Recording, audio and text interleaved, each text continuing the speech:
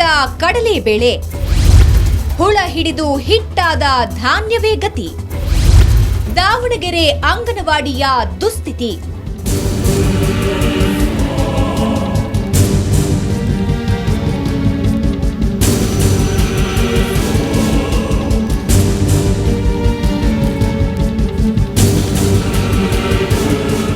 ದಾವಣಗೆರೆ ಜಿಲ್ಲೆಯ ಅಂಗನವಾಡಿಯ ಬಹುತೇಕ ಕೇಂದ್ರಗಳಿಗೆ ಸರ್ಕಾರದಿಂದ ಸಪ್ಲೈಯಾಗುವ ಕಡಲೆಬೇಳೆ ಕಳಪೆ ಗುಣಮಟ್ಟದ್ದು.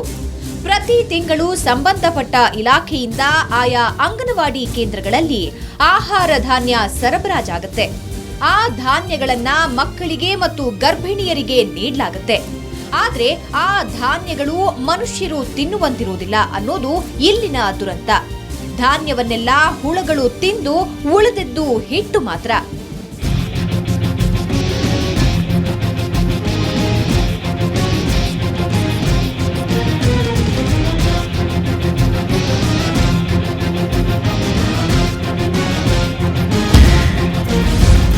ಕೆಜಿ ಪ್ಯಾಕೆಟ್ನಲ್ಲಿ ಕಳಪೆ ಆಹಾರ ಪೂರೈಕೆಯಲ್ಲಿ ಭಾರೀ ಅಕ್ರಮ. ತಲೆಕೆಡಿಸಿಕೊಳ್ಳದ ಅಧಿಕಾರಿಗಳು.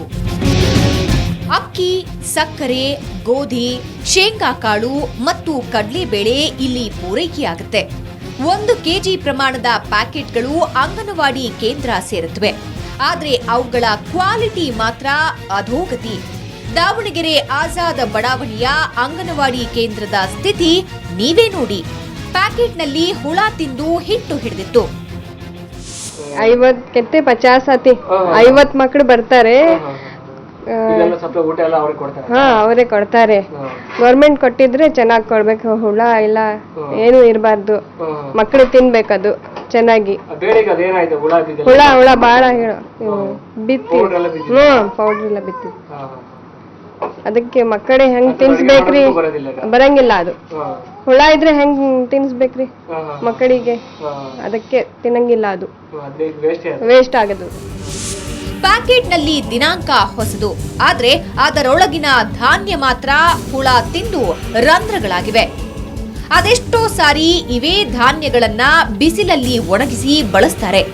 ದಾವಣಗೆರೆ ನೆಟ್ಟುವಳ್ಳಿ, ಆಜಾದ್ ನಗರ, ಗಾಂಧಿನಗರ, ಶೇಖರಪ್ಪ ಬಡಾವಣೆಗಳಲ್ಲಿ ಇದೇ ಸ್ಥಿತಿ. ಅದನ್ನ ಅಲ್ಲಿನ ಕಾರ್ಯಕರ್ತೆಯೊಬ್ಬರೇ ಒಪ್ಪಿಕೊಳ್ತಾರೆ. ಬೇರೆ ಬೇರೆ ಕೇಂದ್ರದಲ್ಲಿ ಬಂದಿತ್ತು ಸರ್, ಹೋದ ತಿಂಗಳಲ್ಲಿ ಅವರು ವಾಪಸ್ ಕಳ್ಸಿದ್ರು ಸರ್. ಆಮೇಲೆ ಅದು ಅಲ್ಲಿಗೆ ಹೋಗಿತ್ತು ಸರ್. ಎಲ್ಲಿ ಫುಡ್ ಸಪ್ಲೈ ಆಗುತ್ತೆ ಅಲ್ಲಿಗೆ ವಾಪಸ್ ಕಳಿಸ್ಕೊಟ್ರು ಸರ್. ಹುಳ ಬಂದಿರಲಿಲ್ಲ. ಒಂದೊಂದು ಶೇಂಗಾ ಒಂದೊಂದು ಕಹಿ ಇತ್ತು ಸರ್. ಹಂಗಾಗಿ ಅದನ್ನ ವಾಪಸ್ ಕಳಿಸ್ಕೊಟ್ಟಿದ್ರು ಸರ್. ನಮ್ ಕಡೆ ಅಂತವ್ ಯಾವ ಬಂದಿರ್ಲಿ ಸರ್, ಸ್ವಲ್ಪ ಚೆನ್ನಾಗಿದ್ವು, ಹಂಗಾಗಿ ಯೂಸ್ ಮಾಡ್ಕೊಂಡ್ವಿ. ಕಡೆ ಯಾರಿಗೂ ಹಂಗ್ ಬಂದಿಲ್ಲ ಸರ್. ಬೇರೆ ಸೈಡ್ ಎಲ್ಲ ಬಂದಿದೆ. ಆಫೀಸ್ ಕಡೆ ನಿಟೋಳಿ ಸೈಡ್ ಎಲ್ಲ ಬಂದಿದೆ. ಆಫೀಸ್ ಜೀಫೆ ಬಂದು ತಗೊಂಡೋಗಿದೆ ಸರ್. ಕಡಲೆಬೇಳೆ ಅಂದ್ರೆ ಪ್ಯಾಕೆಟ್ ನೋಡ್ಕೊಂತೀವಿ ಸರ್. ಫುಡ್ ಬಂದ ತಕ್ಷಣ ನಾವು ಪ್ಯಾಕೆಟ್ ನೋಡ್ಕೊಂತೀವಿ. ಡೇಟ್ ನೋಡ್ತೀವಿ. ಫಸ್ಟ್ ಡೇಟ್ ಯಾವ ಡೇಟ್ ಇದೆ ನೋಡ್ಕೊಂಡು ಅದ್ರ ಮೇಲೆ ನಾವು ಇದು ಮಾಡ್ಕೊಂತೀವಿ. ಪೌಷ್ಟಿಕ ಆಹಾರದ ಬದಲಿಗೆ ಹುಳ ಹಿಡಿದ ಆಹಾರ ಮಕ್ಕಳ ದೇಹ ಸೇರ್ತಾ ಇದೆ. ಯೋಜನೆಗಾಗಿ ಸರ್ಕಾರ ವ್ಯಯಿಸ್ತಾ ಇರುವ ಕೋಟಿ ಕೋಟಿ ಹಣ ಮಣ್ಣು ಪಾಲಾದಂತಾಗಿದೆ.